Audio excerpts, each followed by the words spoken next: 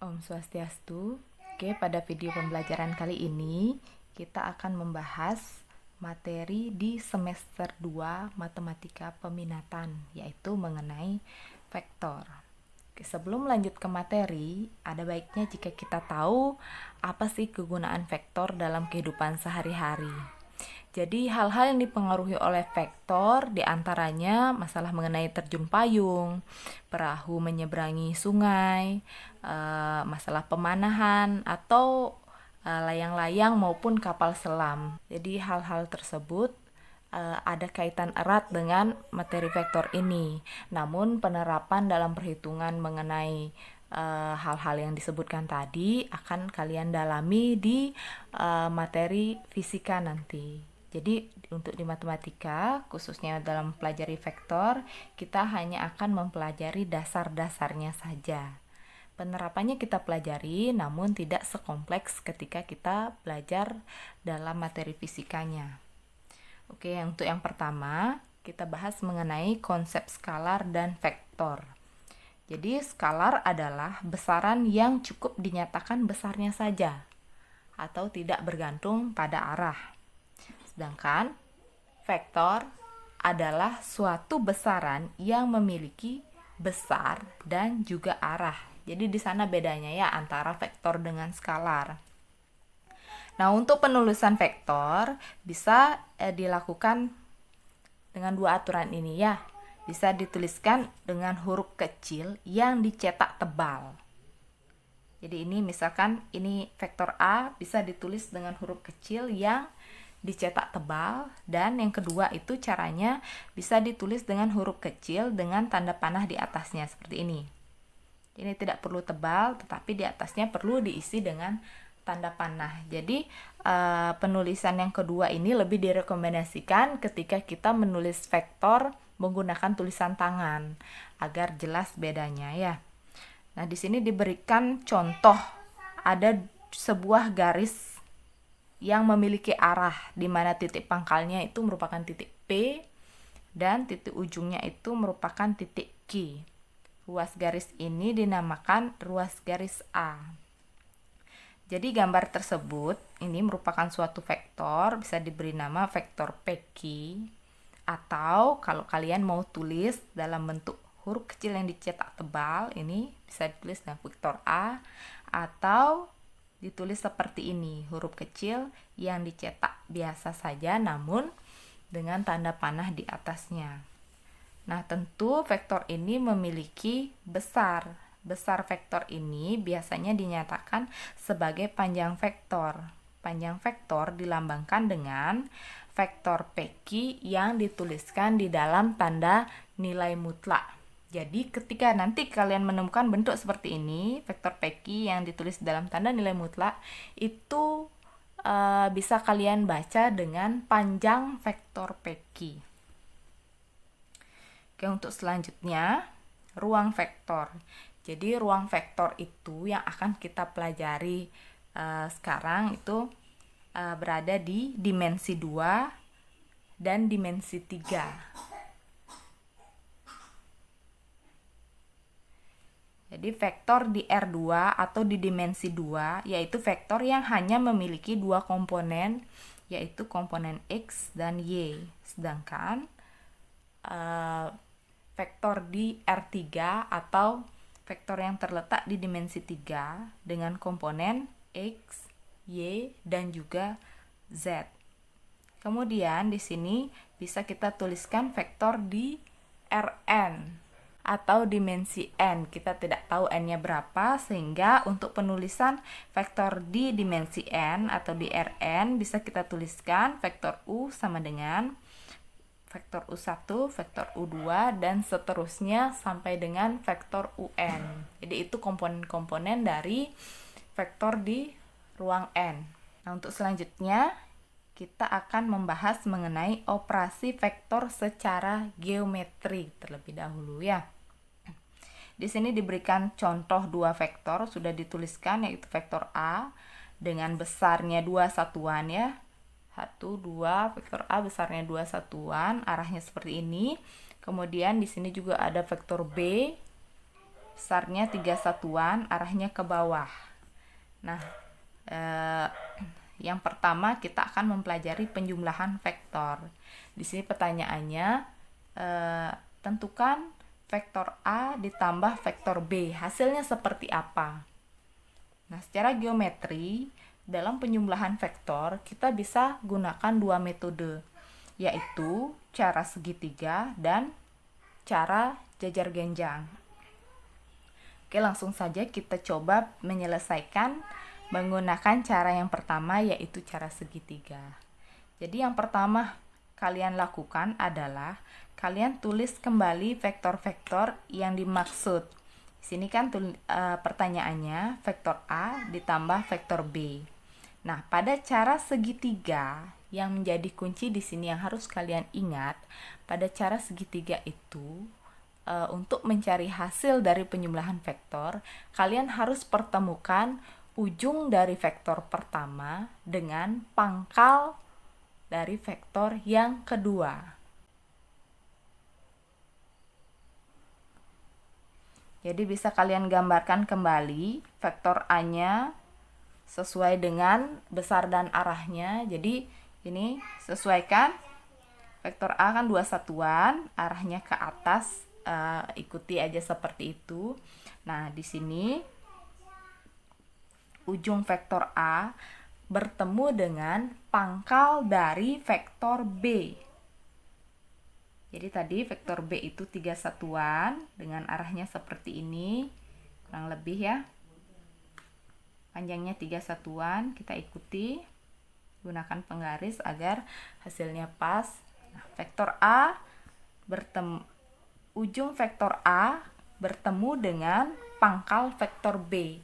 Hasilnya yang mana? Hasilnya adalah pangkal dari vektor A bertemu dengan ujung dari vektor B.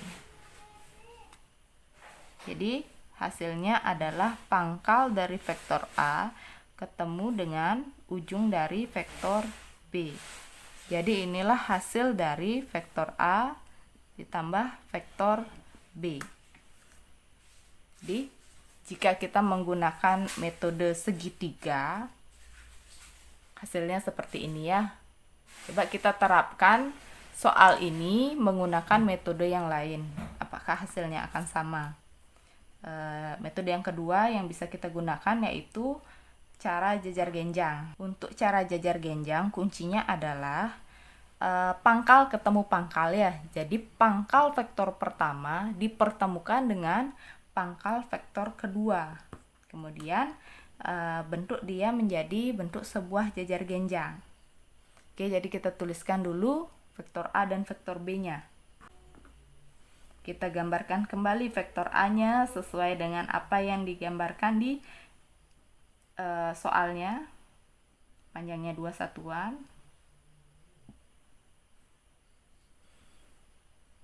Kemudian vektor B-nya, ingat ya, pangkal ketemu pangkal.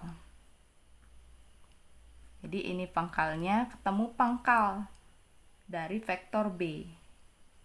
Perhatikan kemiringannya, kemudian perhatikan besarnya. Besar dari vektor B yaitu 3 satuan. Kita gambarkan kembali 3 satuan. Nah, setelah pangkal ketemu pangkal, maka kita gunakan garis ilustrasi atau garis putus-putus sehingga kita mendapatkan bentuk menyerupai jajar genjang. Ya, jajar genjang merupakan suatu bidang datar, bidang 4 yang dimana sisi-sisi yang berhadapan itu sama panjang, sejajar dan sama panjang.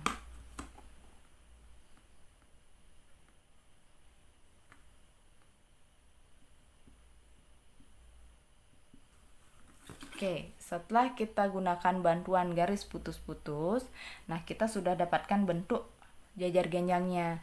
Setelah mendapatkan bentuk jajar genjang, kita tinggal tarik garis dari sudut yang dibentuk oleh kedua pangkal dari vektor itu ke sudut di hadapannya. Nah, inilah hasil dari vektor A ditambah vektor B.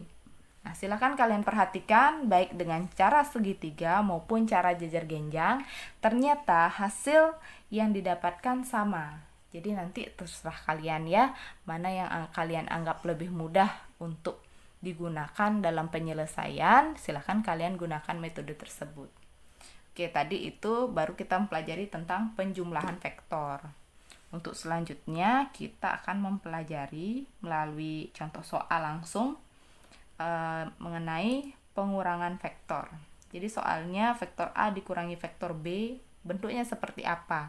Jadi tetap ya yang digunakan adalah gambar awal yang ini. Nah, untuk vektor A dikurangi vektor B sebenarnya konsepnya sama dengan penjumlahan. Namun, kita menjumlahkan dengan negatifnya. Jadi ini itu sebenarnya sama dengan vektor A ditambah negatif dari vektor B. Nah, apa yang terjadi ketika vektor itu bernilai negatif? Di sini diingat ya, ketika vektor itu bernilai negatif, maka dia akan berlawanan arah dari arah semula. Jadi ini vektor B-nya awalnya mengarah ke bawah. Nanti karena ini dia bernilai negatif, maka arah vektor itu akan ke atas. Kemudian untuk mencari hasilnya sama dengan cara segitiga, yaitu ujung ketemu pangkal. Setelah itu kita pertemukan antara pangkal dengan ujung. Oke, kita gambarkan terlebih dahulu.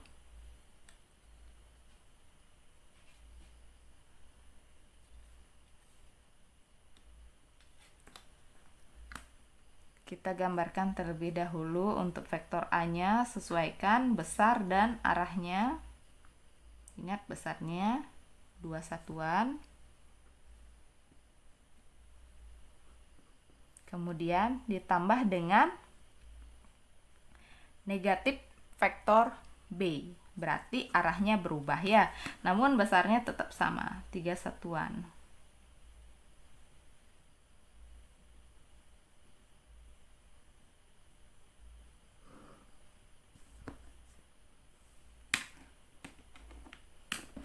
Ini vektor B. Terakhir kita tinggal hubungkan antara pangkal dari vektor A ke ujung dari vektor B. Jadi inilah hasil dari vektor A dikurangi vektor B. Nah, lakukan hal yang sama juga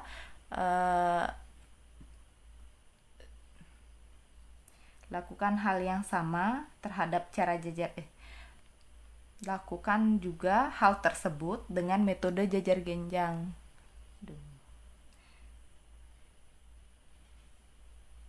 Nah, untuk yang selanjutnya kita lakukan juga ilustrasinya menggunakan cara jajar genjang seperti yang sudah dijelaskan sebelumnya untuk sebagai pembanding apakah hasilnya akan sama seperti dengan menggunakan cara segitiga.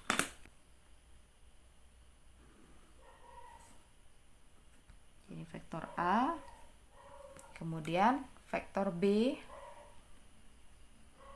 Lihat untuk metode jajar genjang, pangkal ketemu pangkal. Jadi ini pangkal vektor A, pangkal vektor B dituliskan di sini ya, dengan tetap besarnya adalah 3 satuan.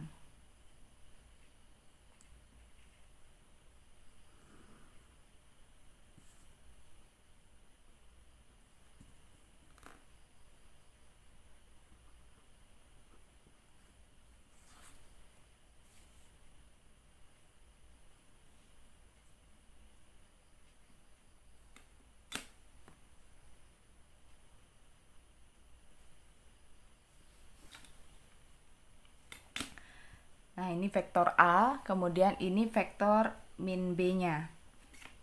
Kemudian kita lakukan cara seperti tadi. Kita gunakan bantuan garis putus-putus sehingga kita mendapatkan bentuk jajar genjang.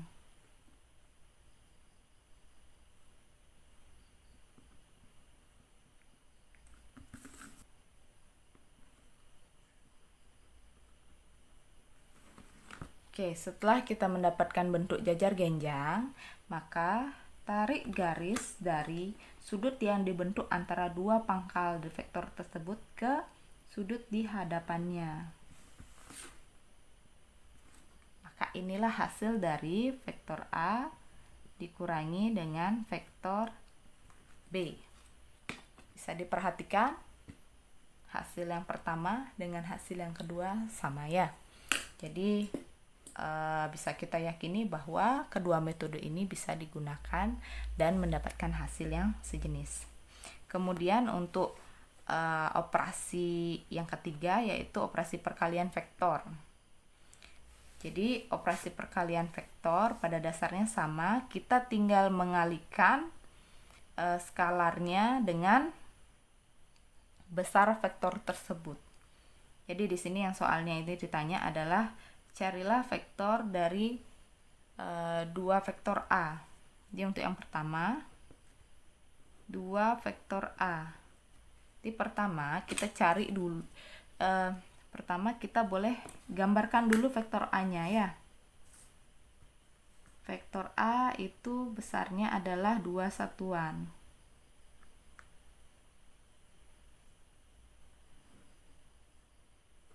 Nah, ini vektor A. Besarnya 2 satuan. Nah, ini vektor A besarnya adalah 2 satuan. Jika kita disuruh untuk mencari vektor 2A, berarti 2 kali 2 satuan. Sehingga panjang dari vektor 2A itu akan menjadi 2 kalinya dari vektor A, sehingga hasilnya akan menjadi 4 satuan. Jadi ini perhatikan 1, 2, 3, 4. Nah, inilah dia vektor 2A. Kemudian untuk perintah yang kedua, kita disuruh mencari dari vektor setengah vektor B. Kita mencari setengah vektor B. Boleh kita tuliskan dulu vektor B-nya. Lukiskan dulu vektor B-nya agar lebih mudah. Jadi, kalau tanpa melukiskan vektor B-nya kalian sudah bisa menggambarkan, ya silahkan. Nah, ini vektor B. Vektor B itu panjangnya 3 satuan. Vektor B. Yang ditanya adalah setengah vektor B. Jadi setengah vektor B artinya vektor B dibagi 2 ya setengahnya. Awalnya dari panjangnya 3 satuan, berarti setengahnya berapa? 1,5 ya. Tinggal dituliskan kembali seperti ini. Jadi inilah dia setengah vektor B. Cukup mudah ya. Oke, sekian pembahasan awal mengenai materi vektor. Kemudian untuk materi vektor selanjutnya akan dibahas di video pembelajaran berikutnya. Om Santi Santi Santi Om.